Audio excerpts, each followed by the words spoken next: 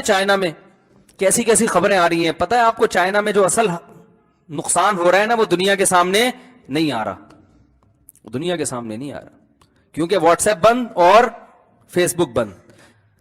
تو what's app پہ بھی پابندی اور بند ہے وہاں پہ, فیس بک بھی. تو سوشل میڈیا پہ آ نہیں رہا. ہو کیا رہا ہے, کتنی بڑی تباہی اس وائرس سے پھیلی ہے, کتنی بڑی تباہی. میں یقین سے نہیں کہتا, لیکن غالب گمان یہ ہے کہ چائنا نے جو مخصوص علاقے پہ مسلمانوں پہ ظلم کیا ہے نا, تو شاید یہ قدرت کی طرف سے انتقام ہے. آپ کہہ سکتے ہیں ظلم تو مودی بھی کر رہا ہے, وہ ظلم کم از کم دنیا کے سامنے تو آ رہا ہے نا, انہوں نے تو چھپایا ہوا ہے. تو اللہ نے بھی ایسی بیماری بھیج دی ہے جو چھپی ہوئی ہے, کسی کی سمجھ میں نہیں آ رہی. تو قدرت انتقام لے رہی ہے. تو اس کا ایک جو ہے نا, جہاں ویکسینیشن اس کا علاج ہے, یا بہت سارے ڈاکٹر لگے ہوئے ہیں کہ اس کا کیا علاج ہوگا, تو وہاں ایک علاج توبہ بھی ہے. توبہ کرنی چاہیے ان لوگوں کو. تو اللہ تعالیٰ تو انتقام لیتے ہیں. بہت سارے حدیث میں آتا ہے نا, یبعثہ اللہ علی من یشاء من عبادہ, اور کیا ہے, ثم یجعلہ رحمۃ للمؤمنین او کما قال صلی اللہ علیہ وسلم, کہ یہ جو وبا ہے نا, طاعون یا اس جیسی, یہ عذاب ہوتا ہے جس کو اللہ جس قوم پہ چاہے مسلط کر دیتا ہے. پھر جو ایمان والے اس میں ہوں گے, نیک اعمال والے, ان کے لیے اللہ اس کو رحمت بنا دیتا ہے. وہ اگر مر بھی جائیں تو قیامت میں ان کا شمار شہداء میں ہوگا. تو میں اس پہ بتا رہا تھا کہ اب دیکھو نفس پرستی کا دور ہے نا, آخرت پہ یقین نہیں ہے. شریعت نے تو کیا کہا, وبا پھیلی ہے بھاگو نہیں, اپنے ساتھیوں کو چھوڑ کے جاؤ نہیں, مقدر پہ تقدیر پہ یقین رکھو, بچنا ہوگا بچ جاؤ گے, مرنا ہوگا مر جاؤ گے. تو صحیح حدیث ہے, آپ صلی اللہ علیہ وسلم نے فرمایا جہاں طاعون پھیلا, بیماری پھیلی اس طرح کی کوئی, تو جو اس میں وہیں رہے گا, صبر کرے گا, صابرا محتسبا یعلم انہ لا یصیبہ الا ما کتب اللہ لہ, یقین کرے گا کہ مجھے وہی مصیبت پہنچی ہے جو اللہ نے میرے مقدر میں لکھ دی ہے. موت کا ایک وقت متعین ہے, اگر مرنا ہوگا تو کہیں بھی جاؤں گا مروں گا, نہیں مرنا ہوگا تو یہاں رہ کے بھی نہیں مروں گا. اس جذبے کے ساتھ نبی نے فرمایا جو ایسے علاقے میں رہے گا, تو آپ نے فرمایا لہو اجر الشہید, اس کے لیے شہید کا اجر ہے. علماء نے لکھا ہے اگر وہ نہ مرے تو بھی شہادت کا اجر ہے, کیونکہ حدیث میں یہ نہیں کہ پھر مر جائے, تو اس حدیث میں مطلق ہے. تو کتنی بڑی اللہ کی رحمت ہے. اور آپ نے یہ بھی فرمایا کہ اس علاقے سے اگر کوئی بھاگے گا تو کالفار من الزحف, ایسے ہے جیسے میدان جنگ میں اپنے ساتھیوں کو چھوڑ کے بھاگ جائے. کتنی بڑی وعید ہے. دیکھو یہ اسلام نے رحمت کر دی, بتا دیا کہ بھئی اپنے ساتھیوں, ہاں یہ اجازت نہیں ہے کہ دوسرے علاقے سے آپ وہاں ہجرت کر کے جائیں, یہ منع ہے, آپ نہ جائیں وہاں پہ, وہاں کے لوگوں کو حکم ہے یہی رہیں. تو اس میں بڑی حکمتیں ہیں. ایک حکمت تو یہ بھی ہو سکتی ہے کہ بھی وائرس لوگ بھاگیں گے تو دنیا میں پھیل جائے گا. اب یہ میڈیکل رپورٹ میں بعض دفعہ وائرس آتا نہیں ہے, انسان کی باڈی میں جا چکا ہوتا ہے. دوسرا یہ کہ یار وہ بیچارے وہ بھی تو انسان ہیں جو وہاں مر رہے ہیں, ان کو چھوڑ چھوڑ کے بھاگو گے, وہ کتنے بوڑھے ہوں گے, کتنے بچے ہوں گے, کتنی عورتیں ہوں گی لاوارث. اگر بیوی کو ہو گیا, شوہر اسے چھوڑ کے بھاگ گیا, وہ بیچاری کیا کرے گی؟ اور بوڑھے کو ہو گیا, بیٹے اسے چھوڑ کے بھاگ گئے. تو اس لیے اسلام نے اس کو غیر اخلاقی حرکت قرار دیا ہے. یہ بہت غیر اخلاقی حرکت ہے. قوم میں اگر کوئی ٹینشن آئی ہے تو قوم کا ساتھ دینا ہے. ابو عبیدہ ابن جراح رضی اللہ تعالیٰ عنہ, کتنے بڑے صحابی, ساری زندگی نبی کے ساتھ جہاد میں شریک ہوئے, اسلام کے لیے بڑی قربانی ہے ان کی, ہجرت بھی کی, 2 ہجرتیں کی, حبشہ کی طرف بھی اور مدینہ کی طرف بھی. اور امین هذه الامہ, نبی نے لقب دیا, اس امت کے امین ہے. ابھی میں نے پورا بیان کیا نا, صداقت اور امین, نبی نے اسٹیمپ لگا دی کہ امانت دار ہیں. اور خالد ابن ولید رضی اللہ تعالیٰ عنہ کا جب حضرت عمر نے معزول کیا تو ان کی جگہ ابو عبیدہ ابن جراح کو امیر بنایا, اور خالد ابن ولید کو ان کی کمانڈ میں لڑنے کا حکم دیا. اتنی بڑی ان کے بارے میں یہ بحث بھی ہوئی کہ ان کو خلفائے راشدین یعنی خلیفہ راشد بنایا جائے کہ نہیں بنایا جائے. یعنی خلافت کی جب بحث ہوئی تھی ان کا بھی نام آیا تھا. اتنے بڑے صحابی ایسے علاقے میں جہاں طاعون پھیل گیا. حضرت عمر نے آپ کو خط لکھا کہ ضروری کام ہے آپ آ جائیں. تو کسی کو ویسے ہی پہلے سے جانا ہو نا, وہ تو جا سکتا ہے, وہ کیونکہ وہ بیماری سے بھاگ کے نہیں جا رہا, وہ تو ویسے ہی, اب جن لوگوں کی فلائٹ ہی اس دن تھی, آنا ہی تھا, وہ پہلے سے وہ تو آ سکتے ہیں نا. تو حضرت عمر امیر المومنین نے کہا کہ آپ آ جائیں, کام ہے ضروری. انہوں نے کہا میں اس بیماری میں اپنے ساتھیوں کو چھوڑ کے نہیں جا سکتا. یہ ہے غیرت مند لوگ, ٹھیک ہے نا. وبا پھوٹ گئی ہے, یہاں ساتھی بیمار ہونے میں ان کو چھوڑ کے آ جاؤں, یہ نہیں ہو سکتا. اور اسی میں آپ بھی بیمار ہوئے اور آپ کا بھی انتقال ہو گیا. یہ غیرت کی زندگی ہے بھائی, عزت کی موت ہے زندگی غیرت کی, اور موت اگر وہ آ جاتے ساتھی کہتے یار دیکھو یہ تو بڑے کمانڈر تھے, یہ تو چلے گئے, ہم یہاں ایسے پڑے ہوئے, ہاں وہ بہانہ تو ہوتا ہے امیر المومنین کا خط آیا تھا, وہ باتیں تو وہ تو سبھی کر دیتے ہیں, تو انتقال تو پھر بھی ہو جانا تھا. کیا خیال ہے بھائی, اب تک تھوڑی زندہ رہتے. اب بہت سے لوگ کہہ رہے ہیں وہ چائنا میں کسی جو مسلمان ہیں ان کو وہاں سے نکالا جائے, پاکستانیوں کو نکالا جائے. بھائی کیسے نکالا جائے؟ نبی کی حدیث ہے وہاں سے نکلنا ایسے جیسے میدان جنگ سے بھاگنا. اگر پہلے سے ہی آنے کا پروگرام تھا اس تاریخ میں وہ تو ایک الگ بات ہے, خاص اس بیماری کی وجہ سے بھاگنا. چائنیز بھاگیں وہ تو آخرت پر ایمان نہیں رکھتے, آپ تو مسلمان ہو, آپ کیوں بھاگ رہے ہو بھائی؟ ایک صاحب مجھے کہنے لگے یار کمزور ایمان والے لوگ ہیں ان کو گنجائش کا راستہ بتاؤ. میں نے کہا گنجائش نکلتی ہوگی تو بتائیں گے, ہمیں تو حدیث سے گنجائش نہیں مل رہی. حدیث میں آتا ہے میں ایسے بھی میدان جنگ سے بھاگنے والا, کیسے گنجائش دے دیں بھائی؟ تو ہم نہیں گنجائش دے سکتے, ہمارا دین تھوڑی ہے. ایک نے مجھے یہ کہا کہ اچھا مفتی صاحب تم خود ہوتے نا وہاں پہ, پھر دیکھتے اپنے لیے گنجائش تلاش کرتے. میں نے کہا مجھے نہیں پتا میں وہاں ہوتا تو کیا فتویٰ دیتا, مجھے نہیں پتا. میں نہیں یہ دعویٰ کرتا کہ میں بہت نیک ہوں, لیکن اگر گنجائش تلاش کرتا تو بھی غلط کرتا. اگر میں وہاں ہوتا اس وقت تو بھی غلط کرتا. میری غلطی کی وجہ سے شریعت تبدیل نہیں ہوتی, اور میرے فتوے کو جو مانتے وہ بے وقوف ہوتے, اس لیے کہ وہ ان کو یہ نہیں پتا کہ یہ تو خود وہاں پہ ہیں. تو اس میں تو اس بات کا خطرہ ہے کہ جو آدمی خود مبتلا ہوتا ہے وہ تو گنجائشیں دکھا رہا ہوتا ہے نا. میں نے کہا وہ پھر مجھ سے کیوں فتویٰ لیتے, وہ دوسرے علماء سے فتویٰ لینا چاہیے ان کو. تو میں دعوی نہیں کرتا کہ میں کتنا نیک ہوں, میں کیا ہوں. میں وہاں ہوتا تو پتہ نہیں کیا کرتا, صبر کرتا یا بھاگ جاتا, یہ تو اللہ ہی جانے. ہم کیوں اونچے اونچے دعوے کریں, تو جب پڑتی ہے تو پتہ چلتا ہے. لیکن بھائی اللہ اس کے رسول کا حکم تو ہم نے پارسل کرنا ہے, جیسے جیسے ہے ویسے آپ کو بتانا ہے, خود عمل کریں یا نہیں کریں. حکم یہی ہے کہ وہاں سے بھاگنے کی اجازت اس بیماری کی وجہ سے, کوئی اور کام ہے تو ایک الگ بات ہے, خاص اس بیماری کے ڈر سے بھاگنے کی اجازت نہیں ہے. صبر کریں, انتقال ہو گیا شہادت کا اجر ہے, اور اگر بھاگ گئے بہت بڑا جرم ہے, بہت بڑا گناہ ہے. تو دیکھو مسلمان کے پاس تو ہدایت موجود ہے, غیر مسلموں کے پاس ہدایت موجود نہیں ہے. نتیجہ کیا نکلتا ہے, ایسی ایسی خبریں آ رہی ہیں کہ ایک عورت بیچاری لڑکی پڑی ہوئی ہے, چیخ رہی ہے مجھے اٹھاؤ, کوئی اس کو اٹھانے کے لیے تیار نہیں ہے. اس کے اندر یہ وائرس نہ ہو. یہ غیر اخلاقی حرکت ہے یا نہیں ہے؟ ایک آدمی مرا پڑا ہوا ہے, لوگ اس کے جنازے کو نہیں اٹھا رہے. وہ یار یہ انسان ہے بھائی, اس کو اٹھاؤ دفناؤ, اللہ پہ توکل کرو, بیمار ہونا ہوگا ہو جائیں گے, نہیں ہونا ہوگا نہیں ہوں گے. یہ انسان ہے, اس کو اٹھاؤ دفن کرو, غسل دو, جو بھی, وہ تو غسل نہیں دیتے, جو بھی کرتے ہیں بھائی تمہاری جو بھی رسومات ہیں. تو اگر کوئی مسلمان ایسا مرا پڑا ہوا ہو تو کیا مسلمان بھی چھوڑ دیں گے اس کو اس زر سے کہ کوئی جرم ہمیں نہ چلا جائے؟ بھائی اٹھائیں گے. میں نے دیکھو ٹی بی کی بیماری بھی لگتی ہے, پھیلتی ہے. میں نے یہ واقعہ بہت پہلے سنایا تھا, دوبارہ ریپیٹ کرتا ہوں. ہمارے بالکل جہاں میں رہا کرتا ہوں, پہلے رہتا تھا میری والدین کے ساتھ جب ہم رہتے تھے, تو ہمارے بالکل سامنے میری والدہ کی ایک دوست رہا کرتی تھی, ابھی بھی زندہ ہے, اللہ تعالیٰ ان کی عمر میں خوب برکت دے. دیکھو ابھی بھی زندہ ہے, حالانکہ میری والدہ سے بھی عمر میں بڑی تھی. وہ کتنی بڑی, شاید اللہ نے ان کو یہی بتانے کے لیے نا آج یہ واقعہ سنانے کے لیے. میں نے ابھی اپنے بھائی سے پوچھا بھائی وہ زندہ ہے, ہماری والدہ کی بڑی اچھی دوست تھی. میرا خیال تھا اب تک ان کا انتقال ہو چکا ہوگا. انہوں نے کہا ہاں زندہ ہیں. اب تک زندہ ہیں. اس زمانے میں ان کی عمر اتنی تھی ماشاءاللہ. تو مجھے لگتا ہے کہ اللہ نے مجھے یہ واقعہ سنوانا تھا نا, آج یہ واقعہ دیکھو ذہن میں آیا ہے, تو شاید اللہ نے اس لیے ان کو اتنی لمبی زندگی دی. ان کے بھائی کو ٹی بی ہو گئی, اور یہ بات ہوگی میرا خیال ہے بہت پرانی بات ہے, میری عمر ہوگی اس وقت 13-14 سال عمر ہوگی میری. ان کے بھائی کو کیا بیماری ہو گئی, ٹی بی. وہ اسی گھر میں ان کے ساتھ رہتے تھے. اللہ ان کی عمر میں برکت دے, انہوں نے اپنے بھائی کی بڑی خدمت کی, بڑی خدمت کی. حالانکہ ایسے موقع پہ لوگ چھوڑ کے بھاگ جاتے ہیں, بھائی ہمیں نہ لگ جائے.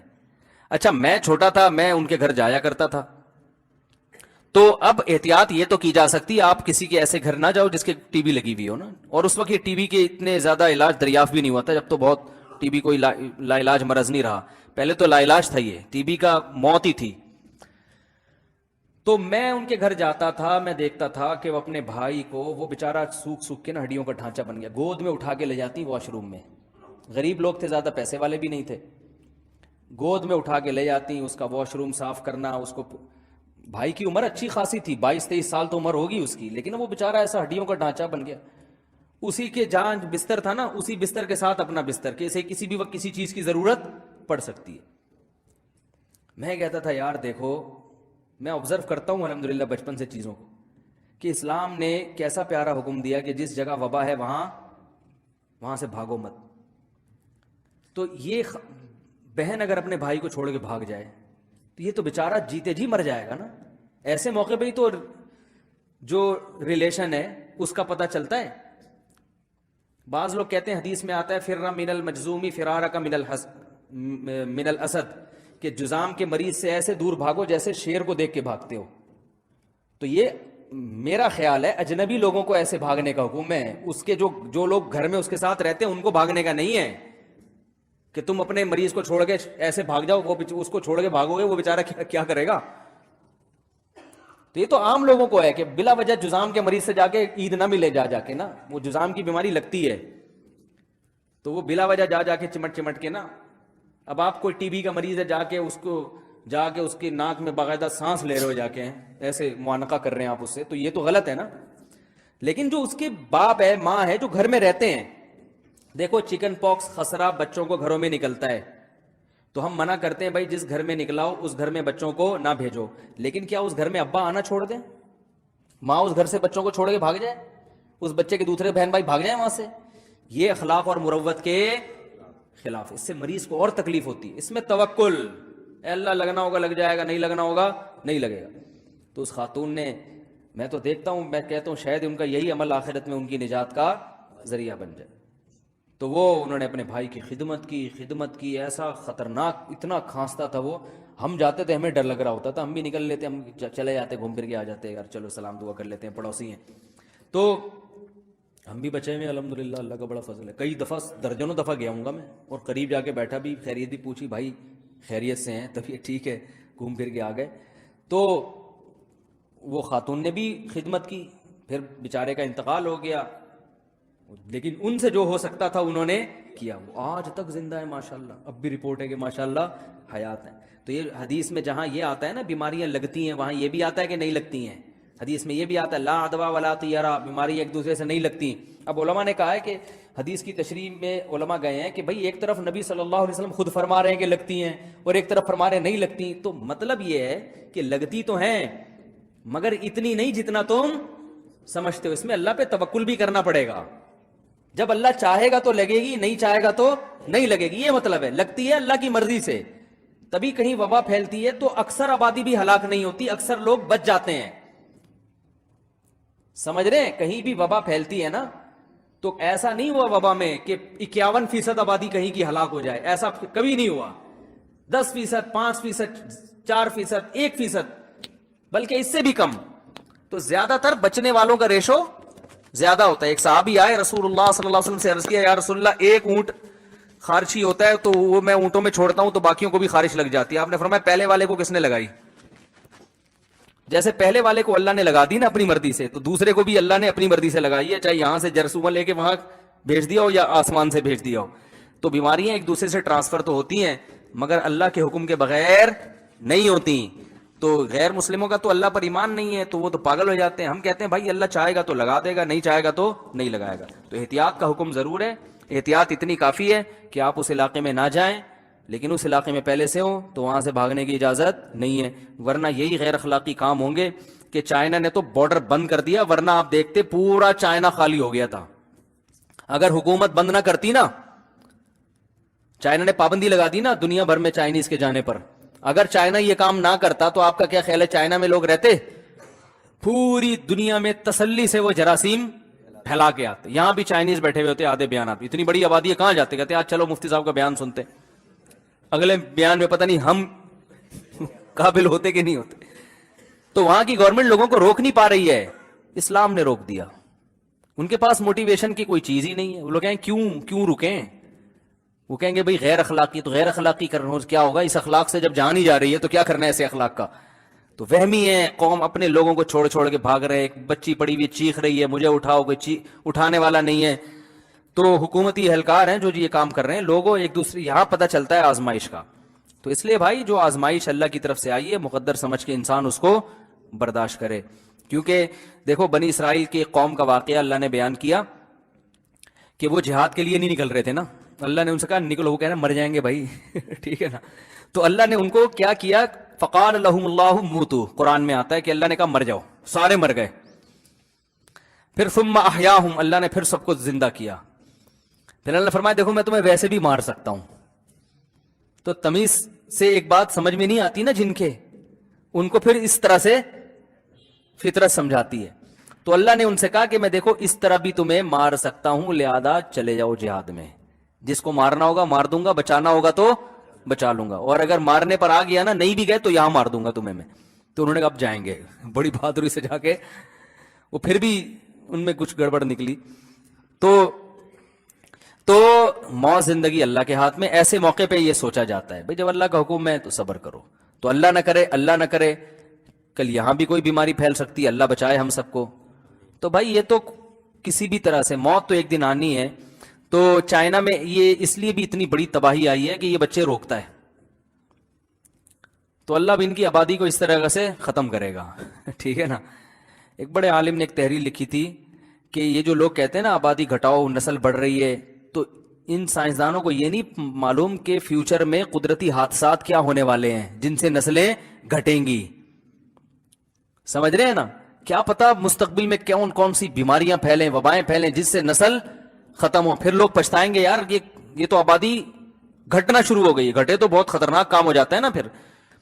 تو اس لیے ان سب چیزوں میں اللہ پہ اعتماد. اللہ جب چاہتا ہے. اچھا یہ جو کہہ رہے ہیں کہ چوہے کے سوپ سے پھیلی ہے, کوئی کہہ رہا ہے یہ کیا سارائی ہے.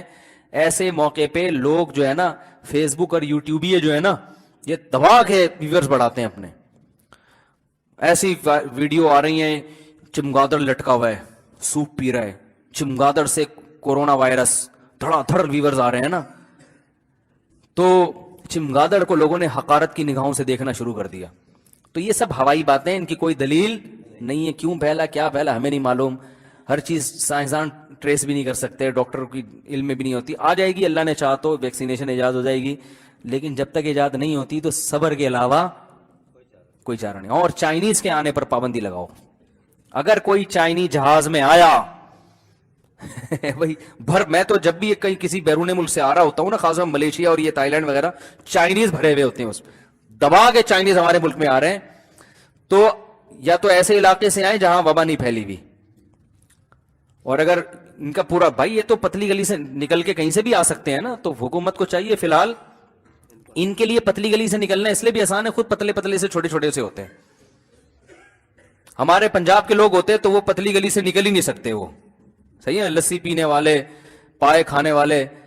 تو چائنیز کھاتے ہیں ابلی ہوئی چیزیں, اور دو چیزیں یہاں سے کھا لی, یہاں سے اٹھا کے وہ ایک یوں سوس کے ساتھ نا تھوڑا سا کھا لیا. یہ ان کا مدذل العالیہ نے بہت تھوڑا سا کھا لیا. تو اس میں ان میں پاور نہیں ہوتی, عمریں لمبی ہوتی ہیں, کیونکہ جب کھا ہی نہیں رہے تو ظاہر ہے بیماری بھی نہیں آتی نا. تو لیکن وہ جان جو ہمارے یہاں لوگوں میں ہوتی ہے نا, وہ ان لوگوں میں نہیں ہوتی, اور پتلے پتلے چھوٹے چھوٹے سے ہوتے ہیں. تو پتلی گلی سے گورنمنٹ جتنی بھی پابندی لگا لے, یہ تو زمین کھود کے نکلیں گے 2 منٹ میں نکل کے آ جائیں گے. تو حکومت کو اس پہ کنٹرول کرنا چاہیے کہ ان لوگوں کے یہاں آنے پر پابندی لگائے, سختی سے روک دے. ہاں کسی پاکستانی نے پہلے سے آنا تھا, اس کی سیٹ بک ہو چکی تھی, اس کو اپنے ماموں سے ملنے آنا تھا, وہ بیماری کی وجہ سے نہیں ویسے ہی آ رہا ہے, ان لوگوں کو بہرحال وہاں سے نکالنا چاہیے. اس کو وہاں ٹھوسے رکھنا, وہ تو ویسے ہی آ رہا تھا بھائی ملنے کے لیے, تو اس کے بھی آنے پر پابندی لگا دینا یہ ٹھیک نہیں ہے, یہ غلط ہے. اللہ تعالیٰ سمجھنے کی عمل کی توفیق عطا